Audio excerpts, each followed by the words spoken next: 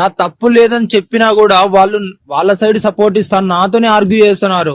అసలు సిచ్యువేషన్ ఎంత బ్యాడ్గా ఉందంటే నాకు హైదరాబాద్ లో అంత బ్యాడ్గా ఉంది. అక్కడ నా తప్పు లేదురా అన్నా కూడా నన్నే ఆర్గ్యూ చేస్తున్నారు. ఈ వీడియో పూర్తిగా చూడు. సో అతని బాధ మీకు అర్థమై ఉంటుంది. ఖచ్చితంగా మనలో చాలామంది ఇలాంటి పరిస్థితిని ఫేస్ చేస్తున్న వాళ్ళు ఉన్నారు.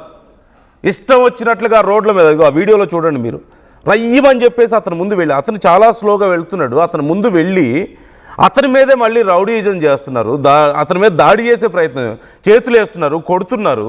వీడియో ఉంది, ప్రూఫ్ అంటే తీ, నీకు దమ్ముంటే వీడియో తీ అని చెప్పి బెదిరిస్తున్నారు. ఇలా చాలామంది ఇలాంటి పరిస్థితి ఫేస్ చేస్తున్నారు. ఒక్కడికి హెల్మెట్ లేదు అక్కడ. ఒక్కొక్కళ్ళ బైక్ మీద 10-20 చలాన్లు పెండింగ్లో ఉన్నాయి. అన్ని ర్యాష్ డ్రైవింగు, హెల్మెట్ లేకపోవడం, లైన్ క్రాస్ చేయడం, రాంగ్ రూట్లో వెళ్ళడం, ఇలాంటి మొత్తం అన్నీ ఉన్నాయి.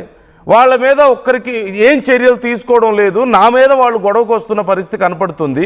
ఇది నా ఒక్కడి బాధ మాత్రమే కాదు, హైదరాబాద్లో చాలామంది పరిస్థితి ఇదే అని చెప్పి చెప్తున్నాడు. మీరు కూడా ఇలాంటి పరిస్థితి ఫేస్ చేశారా? ఇలాంటి కొంతమంది పనికి మాలినోళ్ళు రోడ్ల మీద తిరుగుతూ ఇబ్బంది పెడుతున్నారా? మీరు ఇబ్బంది పడలేదా? ఒకవేళ మీరు ఇబ్బంది పడితే కామెంట్ చేసే ప్రయత్నం చేయండి, మాతో షేర్ చేసుకోండి. అండ్ అతను చేసినటువంటి ట్వీట్ ఒకసారి నేను చదివి వినిపిస్తాను మీకు. ఒక్కసారి ఆ యువకుడు చేసిన ట్వీట్ ఒకసారి ఇవ్వండి స్క్రీన్ మీద నాకు, పీసీఆర్.